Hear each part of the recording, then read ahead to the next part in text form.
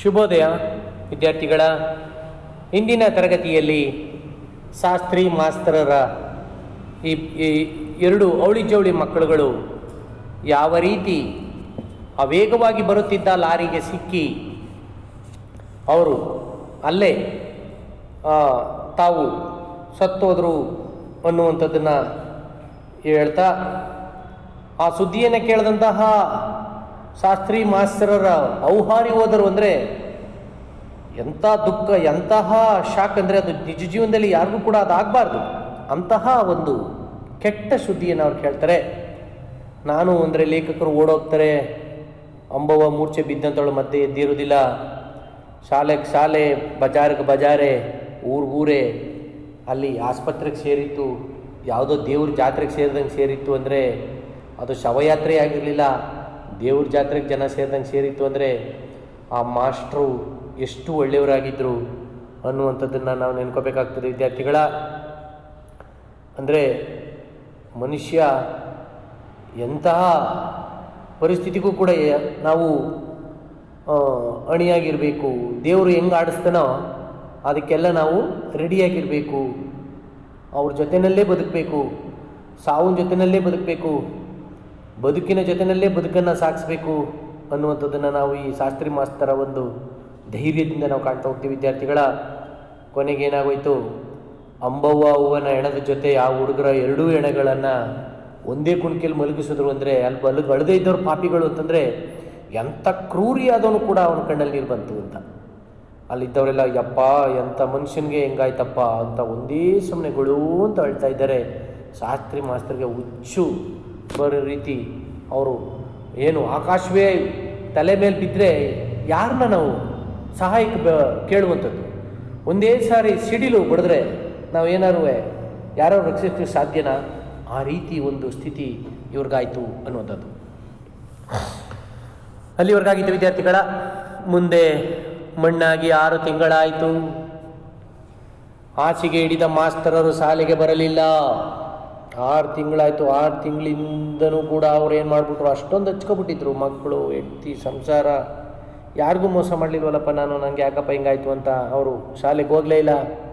ಕೊನೆಗೆ ಯೋಚಿಸಿ ಒಂದು ನಿರ್ಧಾರಕ್ಕೆ ಬಂದರು. ಆಮೇಲೆ ದೇವರೇ ಒಂದು ನಿರ್ಧಾರವನ್ನು ಕೊಟ್ಟರು ಅವ್ರಿಗೆ. ಏನಪ್ಪ ಅಂದರೆ, ಇನ್ನು 10 ವರ್ಷ ಸೇವೆ ಇತ್ತು. ಅಂಡರ್ಲೈನ್ ಪಾಯಿಂಟ್, 1 ಅಂಕದ ಪ್ರಶ್ನೆ. ಇನ್ನೂ ಕೂಡ ಎಷ್ಟು ವರ್ಷ ಸೇವೆ ಇತ್ತು? ಸರ್ವಿಸ್ಸು 10 ವರ್ಷ ಸೇವೆ ಇತ್ತು. ತಾವೇ ನಿವೃತ್ತಿಗೆ ಅರ್ಜಿ ಹಾಕಿದರು. ನಿವೃತ್ತಿ ಅಂದರೆ ಸಾಕಪ್ಪ, ರಿಟೈರ್ಮೆಂಟ್ ತಗೊಬಿಡೋಣ ಅಂಥೇಳಿ ಅರ್ಜಿ ಹಾಕಿದ್ರು. ಹೆಂಡತಿ ಹೆಸರಲ್ಲಿ, ಮಕ್ಕಳ ಹೆಸರಲ್ಲಿ ಇಟ್ಟಿದ್ದಂಥ ಜೀವ ವಿಮೆ, ಲೈಫ್ ಇನ್ಶೂರೆನ್ಸ್ ಮಾಡಿಸಿದ್ರು ಹೆಂಡತಿ ಮತ್ತು ಮಕ್ಕಳ ಹೆಸರಲ್ಲಿ. ಆಮೇಲೆ ಬ್ಯಾಂಕಿನ ಹಣ ತೆಗೆದ್ರು. ಬ್ಯಾಂಕಲ್ಲಿ ಸ್ವಲ್ಪ ಇಟ್ಟಿದ್ರು. ಹೆಂಡತಿ ಹೆಸರಲ್ಲಿ, ಮಕ್ಕಳ ಹೆಸರಲ್ಲಿ ಇಟ್ಟಿದ್ದಂಥ ಲೈಫ್ ಇನ್ಶೂರೆನ್ಸ್ ಜೀವ ವಿಮೆ ಹಣವನ್ನು ತೆಗೆದು ನಿವೃತ್ತಿಯಿಂದ ಬಂದಂಥ ಹಣ, ಈ ರಿಟೈರ್ಮೆಂಟ್ ಇತ್ತಲ್ಲ, ಆಗ ಬಂದಂಥ ಹಣ ಎಲ್ಲವನ್ನು ಸೇರಿಸಿ ಬಾಡಿಗೆ ಮನೆಯನ್ನು ಖರೀದಿಸಿದರು, ಕೊಂಡ್ಕೊಂಡ್ರು. ಆನಂತರ ಅದಕ್ಕೆ ಅನಾಥ ಬಾಲಕರಾಶ್ರಮ, ಅನಾಥರು ಅಂದರೆ ಯಾರಿಗೆ ಅಪ್ಪ ಅಮ್ಮ ಇಲ್ಲ ಅಂತ ಮಕ್ಕಳಿಗೆ ಆಶ್ರಯ ಕೊಡುವಂತಹ ಒಂದು ಅನಾಥ ಬಾಲಕರ ಆಶ್ರಮ ಅಂತ ಬೋರ್ಡ್ ಬರೆಸಿ ಮನೆ ಮುಂದೆ ಹಾಕಿದ್ರು.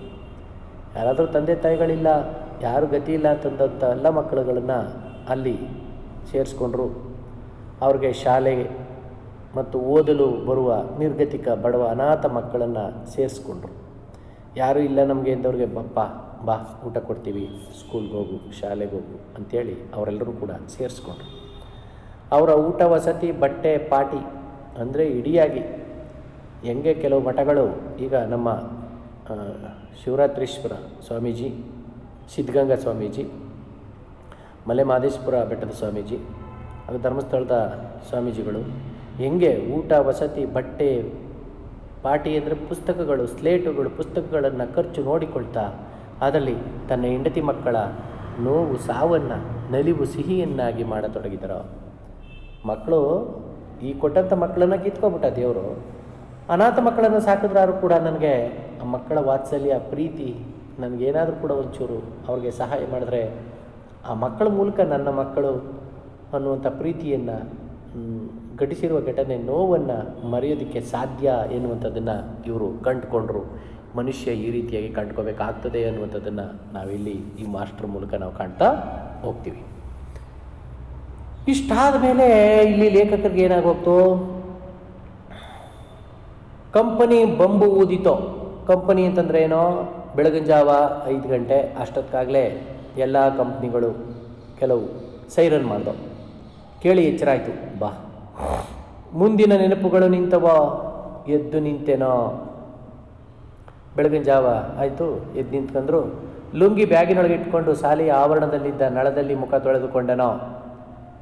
ಆ ಶಾಲೆ ಪಕ್ಕದಲ್ಲೇ ಇತ್ತಲ್ಲ ನಲ್ಲಿ, ನಳ ಅಂದರೆ ನಲ್ಲಿ, ಆ ಕೊಳಾಯಿನಲ್ಲಿ ನಲ್ಲಿನಲ್ಲಿ ನೀರಲ್ಲಿ ಮುಖನ ತೊಳ್ಕೊಬಿಟ್ಟು ಅಲ್ಲೇ ಸಮೀಪದಲ್ಲಿದ್ದ ಶಾಸ್ತ್ರಿ ಮಾಸ್ತರರ ಅನಾಥ ಬಾಲಕರ ಆಶ್ರಮಕ್ಕೆ ಹೋಗಬೇಕೆನಿಸಿತು. ಹೊರಟೆ.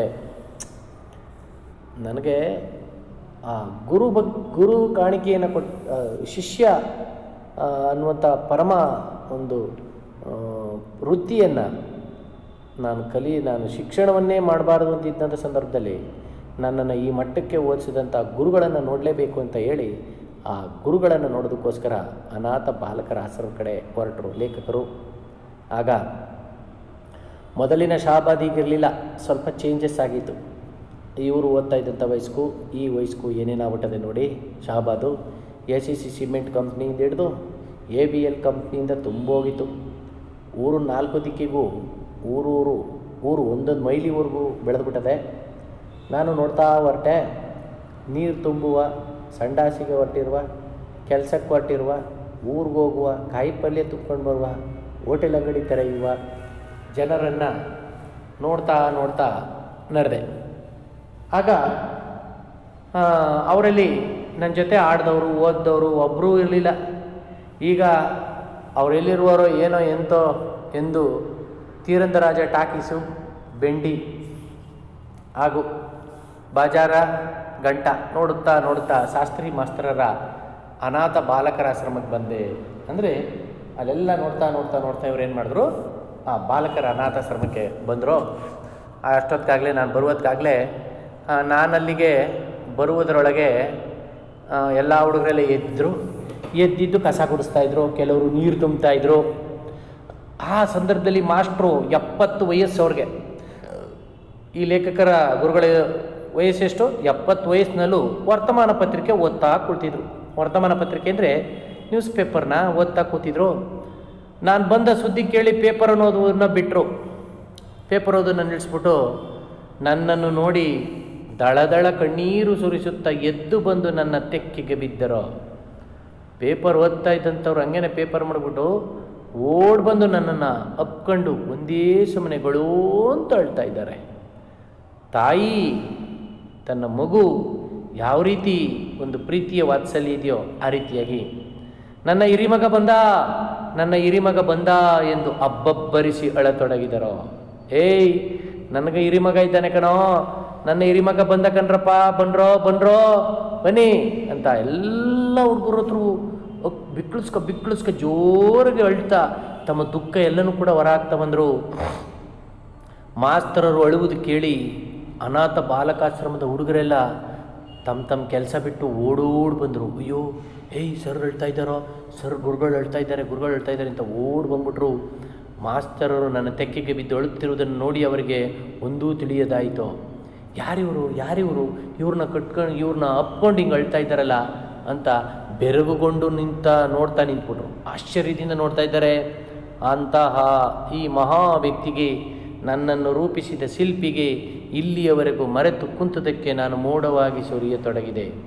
ಅಯ್ಯೋ ಗುರುಗಳೇ, ನಾನು ಇದುವರೆಗೂ ನಿಮ್ಮನ್ನು ಮರ್ತ್ಕೊಂಡು ಇಷ್ಟೊತ್ತವರೆಗೂ ಇದ್ನಲ್ಲಪ್ಪ ಅಂಥೇಳಿ ಇವರು ಕೂಡ ಜೋರಾಗಿ ಅಳೋದಕ್ಕೆ ಶುರು ಮಾಡಿದ್ರು. ಅಂದರೆ ವಿದ್ಯಾರ್ಥಿಗಳ ಗುರು ಹಾಗೂ ಶಿಷ್ಯರ ಸಂಬಂಧ ಅಂದರೆ ಯಾವ ತಾಯಿ ಮತ್ತು ಮಕ್ಕಳ ಸಂಬಂಧಕ್ಕಿಂತಲೂ ಶ್ರೇಷ್ಠವಾದುದು. ಹಾಗೂ ಗುರುವಾದಂಥವ್ರಿಗೆ ಏನಾದರೂ ಒಂದು ಕಹಿಘಟನೆ ಘಟಿಸಿದ್ರೆ ಅದನ್ನು ಮರೆತು ಬೇರೆ ಯಾವ ರೀತಿ ಬದುಕಬೇಕು, ಬೇರೆಯವ್ರಿಗೆ ಸೇವೆ ಮಾಡೋದ್ರ ಮೂಲಕ ಆ ದುಃಖವನ್ನು ಮರೆಯೋದಕ್ಕೆ ನಾವು ಪ್ರಯತ್ನ ಪಡಬೇಕು ಅನ್ನುವಂಥ ಒಂದು ನೀತಿ ಪಾಠವನ್ನು ಪ್ರಸ್ತುತ ಈ ಗದ್ಯ ಭಾಗದ ಮೂಲಕ ನಾವು ತಿಳಿತಾ ಹೋಗ್ತೀವಿ. ಧನ್ಯವಾದಗಳು ವಿದ್ಯಾರ್ಥಿಗಳ. ಮುಂದಿನ ತರಗತಿಯಲ್ಲಿ ಇದಕ್ಕೆ ಸಂಬಂಧಪಟ್ಟಂಥ ನೋಟ್ಸ್ನ ಕಳಿಸ್ಕೊಡ್ತೀನಿ ಹಾಗೂ ಗದ್ಯ ಭಾಗವನ್ನು ಪ್ರಾರಂಭ ಮಾಡ್ತೀನಿ.